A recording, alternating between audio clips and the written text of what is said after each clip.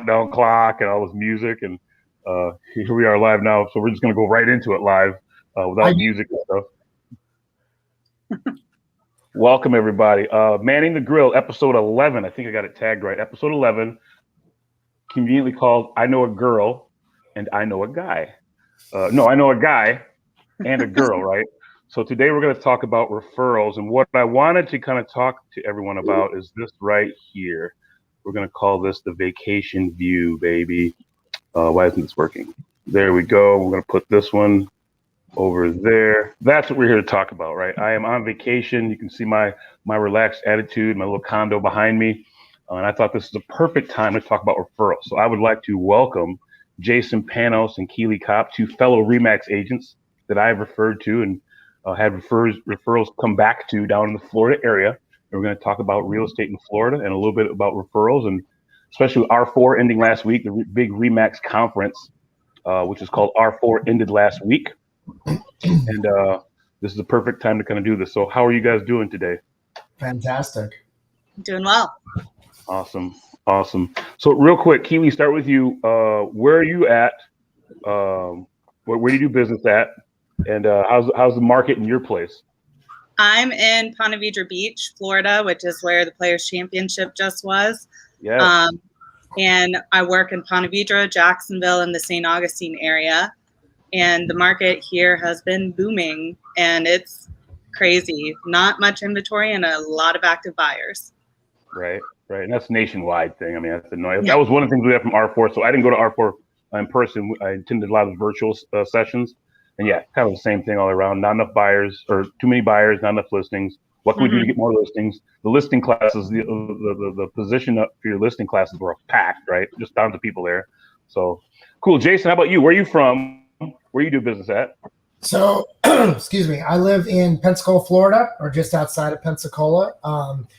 I been in the business a little over 5 years, and our situation's similar. I think the only difference between our situation and most is, building costs have skyrocketed, and we've been hit double whammy because the lumber cost has gone up, but also we just had a hurricane, and so lumber prices are even higher. So our inventory is even lower than what the national average is showing, and I think that hopefully in the next couple of months that'll relieve a little bit. But we're having the same problem. Too many buyers, not enough listings. Sure. And that's your normal buyers, right? Yes. So one of the things I love, or I found interesting here, is when we came down, the entire state of Alabama was a parking lot. From the time you got out of Nashville heading south, you were just literally, it should have been a 10-hour drive from Louisville. It was 12 hours. Just stop and go all the way down. Some friends said the same thing heading down from Michigan, heading down to the other side of Florida, Keely's side, right? Do you guys get a lot of requests for vacation homes, and how is that market, right? Because I know that's what I've sent you guys. Keely took care of my sister for one, but she's also looking for a vacation home for me. It's on a feed. I get them. There's a very specific area I'm looking for. Jason, we're in this Destin area, Pensacola area. That's got to be a hot spot for vacation homes. Tell me a little bit about that and how you've used referrals in the past to make that work. Asking me or Keely? Go with you, Jason, first. Sorry about that. No. I didn't want to step on her toes. I'll tell you what. One of the things I love about this brand, and I left R4 and I was standing in the airport, and my phone rings. Hey, such and such said I need to call you. They want to buy something on the beach. Nice. And that's the third one I got just being at R4. I think that this brand is amazing. That when you're working with somebody that wears that balloon, they have to be top producers. They have to produce. They have to know what they're doing. Or, I think Nick Bailey always talks about it. It's really expensive to be in this brand if you're not producing. It's really cheap if you are producing. So you have top producers in here. But I always get a lot of people. I hate to say it. I live where you vacation. People want to live down in Pensacola Beach, in Gulf Breeze, in Navarre, in Destin. So a lot of people come this way, or even sometimes realize, I want to live near the beach, but I don't want to be on the beach. When you realize, we have hurricanes all the time. So we'll sell them something that's a little further north. And that's not a big deal. But you also, the further north you get, 10, 15, 20 minutes away, prices drastically drop. And a lot of buyers are doing that. unless they're looking for the beach experience. But yes, Sure. I get a lot of it. Sure. How about you, Keely? Because we were actually the resort we're in. We didn't do any research, right? It was a spring break trip. Some other friends were here, and we're like, all right, what building you in? We'll just try to find the first thing open there. And lo and behold, I have friends up and down the coast, literally from Seaside all the way over to Fort Walton Beach, and we're just comparing locations. All of them are VRBO type scenarios. So someone owns this and they're vacation property generating revenue with it, right? But they're all different. One is in this big, beautiful community in Sandestin, very high end, woods, highly catered. Mine is kind of, I wouldn't call it hood, but but I definitely call it a little bit on the lower scale, right? Or a little more affordable scale, different. But I'm on the beach. That one's on the beach. My other buddy, they're in, like Jason was saying, a little bit north. They're on the other side of the waterway, so a little bit closer to where he is. Still a great experience all the way around. What's been your experience with vacation properties coming towards your side? So our most popular, a lot of people, the beaches here are big, from Jack's Beach down to Ponte Vedra, and then St. Augustine's more of like the historic district where people have VRBO, Airbnbs, or people just have second homes here that they come down and visit during the year. And it's been big for that, but the market is really good for vacation homes here. And fair enough. What's the favorite spot? Because you've got a unique little thing over where you are, because you're literally on the border of South Carolina. South Carolina, and that's a ton of beach areas there, all the way down to Daytona, right? And all different beaches in between, right? What's the most popular? Yeah, Georgia has some beaches too. That's right. Georgia. You're in Georgia for a second before you get South Carolina, right? Yeah, that's right. Georgia, then South Carolina. The most popular beaches here on the east coast of Florida, St. Augustine gets a lot of visitors, but Daytona and Ormond Beach are really big. Obviously, if you go down a little more south, you have like the Hollywood area, things like that. But closest to us would be St. Augustine, Daytona Beach area, which we've even worked down there because we've had clients that have been referred to us and we'll help down there. So nice. So here's a quick question. We know that RE/MAX agents are 17 on average, 17 deals per agent nationwide. Jason was kind of talking about that a little bit before. When it comes to those deals, your buyers in your market, right? So I'm from the north, I'm from Madison, and my people are thinking about second homes. Do you have a lot of buyers, or is it a trend here in this Florida area where buyers that live here buy these homes as vacation homes? And I ask that because the one I'm living in is owned by a guy in Evansville, Indiana. Sorry. He runs a sales team. He owns 2 units in this complex. I'm trying to get a feel. Who are the owners of these vacation properties down here? Is it more local investors? And is that a thing? Like, because where I'm from, if you want to invest, you're invested in 4, then hopefully you can get that 4 unit turned into an 8 unit, then an 8 unit into a 30 unit. Here, maybe the model's different, right? Could you talk about that a little bit from an investment standpoint locally? Start with you, Jason. I think a little bit of both. I mean, I've got an investor that lives in Jacksonville and is invested in a few townhomes here. I've got an investor that lives up north, kind of in just outside of New York, I think, and one that's in New Mexico, I think. And then I've got a few investors that actually real estate agents that I just, hey, I'll do this. Here you go. I think it's a combination. I mean, I think that there are some local. I think that there are some distant because the cost of living here. I mean, if you look at the county that I live in Pace, which is Santa Rosa County, Santa Rosa County has the lowest tax rate in the entire state of Florida. And when I say low, I mean like 14. Right. Florida's pretty low as it is. And when you're that much lower than the next county, and people flock to this area. So they're going down to the beach, getting beachfront condos, paying up the yin-yang for it, but their taxes are low. So a lot of people in different areas, I mean, I think the mentality comes down, hey, I'm in New York. I'm paying $10,000 a month in taxes. I say, yeah, your taxes like $2,100. They go, a month? And I go, no, a year. And they're like, what do I sign? And so, it's shocking of how inexpensive luxury property is down here in comparison to a lot of the other places in the country. Yeah, Definitely the tax thing. Good Lord, yeah. How about you, Keely? What's been your experience? Yeah, I agree with Jason.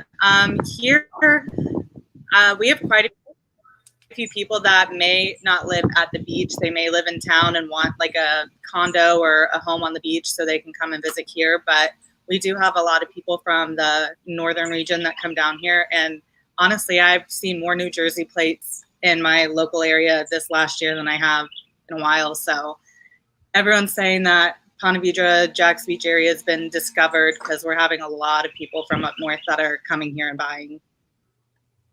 Interesting. It's funny because the spot that I'm targeting, where's the one I'm targeting? It's on the off the St. John River. There's at St. Augustine. Well, you're talking basically off Jacksonville Beach. No, where that cancer hospital is. Oh, San Marco? Did I lose you guys? I lose Keely. Oh, she froze up. Nope, San Marco. She's right. I might have a little suspect internet here. San Marco, thank you. Yeah, San Marco is where I'm targeting, specifically because of the hospital and its proximity to where my mom and sister live, right? The beaches sound attractive.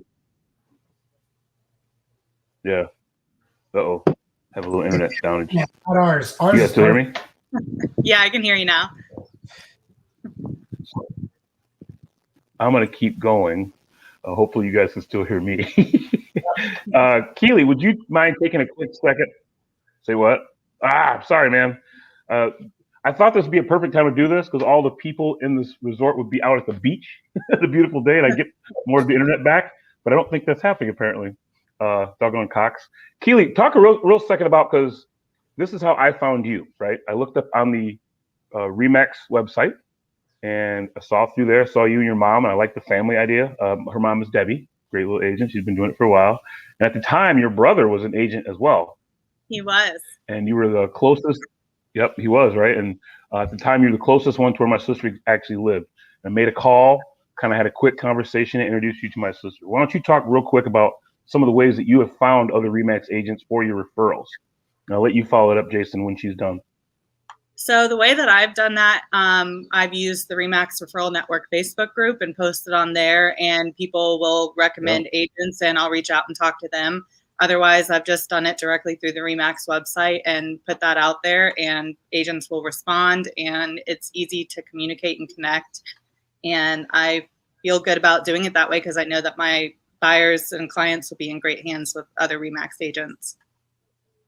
One of my favorite things about the Remax Referral Facebook network is that everyone, when you get referred, anyone you've ever worked with will just jump on. Yeah, he's the bomb. Well, my favorite is Jason Rains. You guys know Jason Rains in Kansas City? Yeah. Yeah. Great guy, right? Referred a couple to him, vice versa. And he keeps me involved. Like I'm not on that. I don't follow it dramatically, intensively, but every now and then I'll see a notification that Jason's tagged me in something. Like, that's not my part of Wisconsin, but thanks. Thanks, Jason. I appreciate it, buddy. So how about you, Jason? How do you usually find the agents to refer to and give it from a comfort standpoint, right? Yeah. I do a little bit like Keely. I mean, I do post it if I go to the R4 network because I've met about 90% of the people that I refer. I have had drinks with them. I've talked to them about business. I know their mentality, and I can match a personality. But sometimes, like, I don't know. I will post it on the network, and people will tag. And two things I look for. Number one, if somebody I know recommends that person, then I will call them and I'll talk to them a little bit about the referral.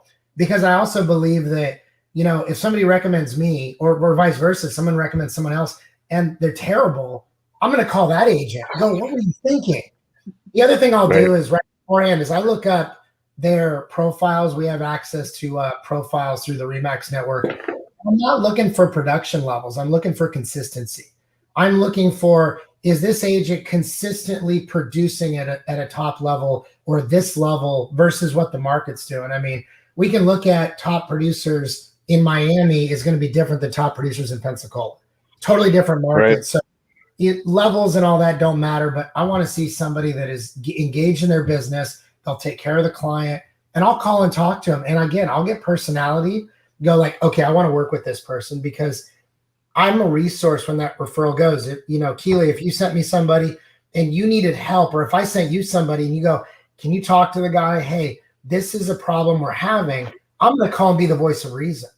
So I want to make sure that that communication and that relationship, not only with the client is there, but with the other agent as well. So I do very similar to what Keely does, but a lot of times I'm looking for something very specific. Yeah, well said, because it's very important, because there's probably more than one referral to be handed down through time, right? You want to, it's just like building a relationship with a buyer or a seller. You're going to build it with another agent, because I might need you, AKA you might need me, as we go along the lines, right? Real quick, let's touch on relocation networks, right? That's another big thing about we use referrals for. Are you guys, and Keely, you are Remax Unlimited? Oops, Infinity. No. What's Unlimited. Your Remax brand? Remax Unlimited. And Jason, you are Remax Infinity. Infinity, perfect. Do you guys as brokerages belong to a relocation network? Mine does not. I don't. We have an agent that will take up a relo every once in a while, but we don't have somebody that's in a network, if you will.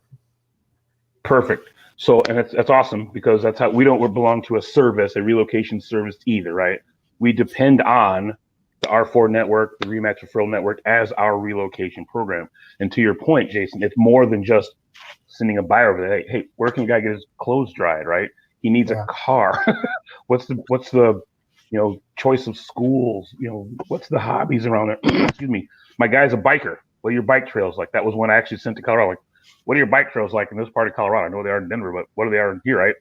That's where I love Remax agents. And like you said, when I hand off a referral, I talked to Key like 3 times, I think, before I handed my sister off to her. Yeah. And she graciously took it, talked to me everything about it, and she dealt with my sister, which is a whole nother episode. We can talk about that, right? I love Wanda. like you were saying, if you refer a bad buyer, like, I don't know if I want to refer my sister. This is going to be one of those shows where you go, God, she was a mess, and you're like, oh my God, she's family. Yep. Sometimes I just can't get out of it, but I depend on that network for relocation. Do you guys do a similar situation when you have clients relocating? Yes, that's exactly what I do. We've worked with relocations that have been referred to us, and then we'll refer those out as well. But like I said, we don't belong to some company or something that we get relocation leads. So it's all through Remax. Sure. I'd say 80% of my market or 60% of my market, because of where I live, is military. I mean, I was military myself. So when I'm referring people out, I mean, I know the duty stations they're going to. I know the ones in Tampa, I know Virginia and San Diego and Washington. So when I'm doing that, it doesn't make sense most of the time as a VA buyer, with the benefits you get, to go to a specific relo system, because the military is going to do all that for you. So I don't get into it a lot, and I actually think a lot of times military members lose money doing that. So and actually I tell them that. I said, look, if I think that you can get more money over here, I'm going to tell you. I'm not going to list your home if I think I'm going to lose you money. But a lot of times when you compare what VA does, they're going to move you, and buying somewhere else, basically 100% loan with no PMI, you can't beat it. Relo is going to charge you a whole lot more in most circumstances. So literally, relax, comma, we've done this 1,000 times. Right? That's pretty cool. All right. Well, I'm good. Thank you guys so much for your time. As we close, what I wanted to ask, craziest referral story, either receiving or sending. Take your pick. Put you on the spot a little bit here. I'll waste a little time, give you a little time to think, but we'll start with you, Keely. And please don't be my sister. Oh my God. Just don't tell that story. Don't tell that story. That was actually a great story. She was fun to work with. She kept it really fun. You see how excited she was when she got that stupid lanai thing built in the back of her house? I'm like, oh my God. Oh, her little church thing, yeah. So Jason, my sister, she literally sent a text. She has a big network. I love my sister to death. Let me preface that. I was Leukemia Lymphoma Society Man of the Year. My sister was the second, actually the highest fundraiser behind me. Cancer is really important to us. It's one of our big causes. Our dad died of cancer, etc. So I love her to death, and she's my sister. But she's a single female. It's hilarious because the stuff she thinks of. I'm like, what? For instance, when she bought this house, she sent out a message to all her Facebook friends like, hey, I know you guys, basically, I haven't gotten married, so you didn't come to a wedding, but you can give me something for my house. If you want to give me a gift card anywhere, I was like, what? You just asked for gift cards on your house? What? That's what we're dealing with here, but not to get off track. Give me your craziest story, Keely. That doesn't involve my siblings. Trying to think of crazy referral that we've had. How about golf? Do people come down? Since you got the TPC Sawgrass there, do people come down and specifically, want to just be around a golf community? You got to be a crazy story there. We are a big golf community here. I couldn't even tell you how many golf courses we have here. There are so many. Or even better yet, let me rephrase that question a little bit. Do you think you have a specific age that your referrals are, average age, older or younger versus what Jason's typical referrals might be? No, they really vary here. We've got a very diverse group of age groups, yeah. Yeah. All right, I'll let you off the hook then. Jason, you got to have some military crazy stories. I get a lot of crazy military. I don't know about referrals. Most time I get a referral, the agent almost preps me of, this is what this guy's going to be like. So I already have, the ammo in the bag. I always tell my clients, I'm never going to tell you what you want to hear. I'm going to tell you what you need to know. And sometimes I'm brutally honest and they're like, oh my God, you just told me I can't do this? Yes, I told you can't do this. Yeah. Oh. I think, I don't know that I've had a lot of crazy referrals. I've had some crazy clients, but not crazy referrals. As far as the age bracket, not that I can think of. I think our age bracket, we tend to be a lot more retire community. There's more retired senior officers in the military here than anywhere else in the country. But I get a lot of flight students in my repertoire. I get a lot of, mid-range, mid 40s, 50s, and then I get all the way up to, 80s. So, it's diverse, but it's all over, yeah. But I can't think of a really good. I wish I could. Because honestly, I wish it wasn't about a referral, because I could tell you a couple of the ones I fired but obviously that's not what this is about. No, most of them are bent around. They think they want to do something because another state allows them. And although Florida is very, I hate to say it, but laxed in the way that they interpret the law in real estate, and there's a reason for it. Not that we could have an hour conversation about that, and I think it's better. But I think people think that because what one state does, we do down here is completely different. And so when they want you to do something that it doesn't work and you can't do it and you're not in that market, they don't like. Sometimes people are like, well, why can't you just do this? I'm like, yeah, I'm not gonna do something I know I can't do. Sure. So yeah. Well, that's part of the whole thing of just referring to a legitimate agent who knows what they're talking about, right? I got a referral from New York the other day. New York is very similar to Illinois, where the agents do the work, open the doors, and then they basically turn all the paperwork into a lawyer to do all the probate work, all the probate and title work. Wisconsin's different. We do all the work up into the title, and the title just basically makes sure the title in our world just puts a pretty bow on it, make sure there's no liens and encumbrances, etc., and move on. The funny thing about the guy coming from New York, he didn't have a closing date. In our offers to purchase, if you check the contingent upon a buyer's property sale or contingent upon the buyer's property offer, you got to have a date attached to it. So when I called the lawyer, not the agent, the lawyer, I'm like, when's this thing going to close? He's like, well, we don't know. It's got to get to this point. I'm like, but I need to know a date so I can tell them, because and it's important because our market's super competitive, just like yours, right? They want to know the date. That date can be the make or break on your offer. Yeah. So I needed that other agent. We collaborated on how to do this, and he gave me the date to shoot for. Should be done by this day. I'm like, thank you. We'll work with it, but it's important to have a person, any individual in your area who knows what the hell they're doing, because every state's real estate is different. You ever referred to Texas? Yes. Oh, totally different, right? Like you have to have a master's degree to be a broker. Like it's just great. It's just different, right? Just totally different how it works. And I can tell you, like Keely probably backed me up on this. I joke with our title officers all the time. This is the closest thing I can do to practice law without being an attorney.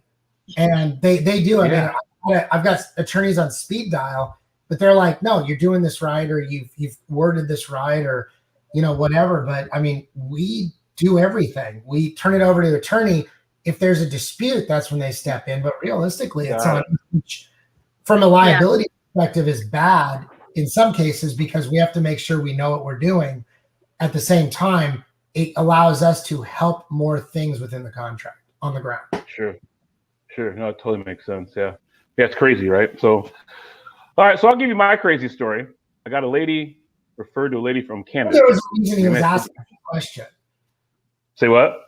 I knew there was a reason you were asking this question because you wanted to tell the story. Here you go. I got a decent one. Got a referral from a lady in Canada. Turns out my wife actually worked with this lady getting referred.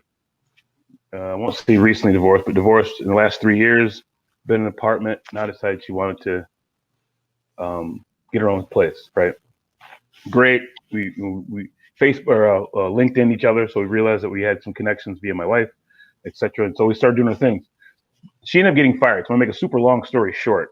She ended up firing me because I couldn't get her in during COVID. This was in the middle of summer. I couldn't get her in properties first. I'm like, I can't get you in every property first. A couple times, yes. A Remax listing, yes, right? When's it go live? Give me the first date, boom, done. But not everyone is a Remax listing, and I can't get you in every property first.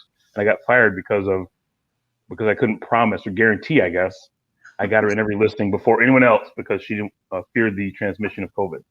And I understand that. I say that story because I'm like, I come down to Florida, I'm like, what? Go who? Go what?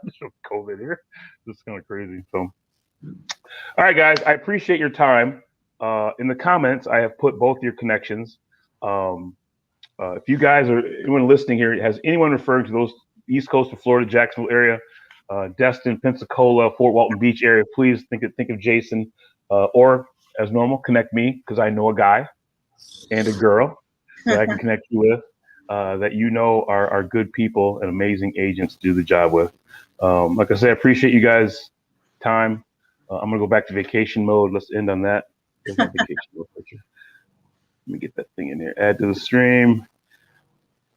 Oh, where'd it go? There we go. Right at the beach. Come on. I know, it's a nice view. Oh, I think my phone died. I can't find it. We're gonna end. I'm having some technical challenges here today. Yeah, right. Being remotely. So, like I said, I appreciate you guys' time. Look forward to sending you and receiving more referrals from each and one of you. And actually, you guys have a referral, don't you? Do I have to connect you guys? Yeah, I'll be talking to Jason. Yeah, right on the show before we came on board, she says, "Hey, you know what? I need to call you." Okay.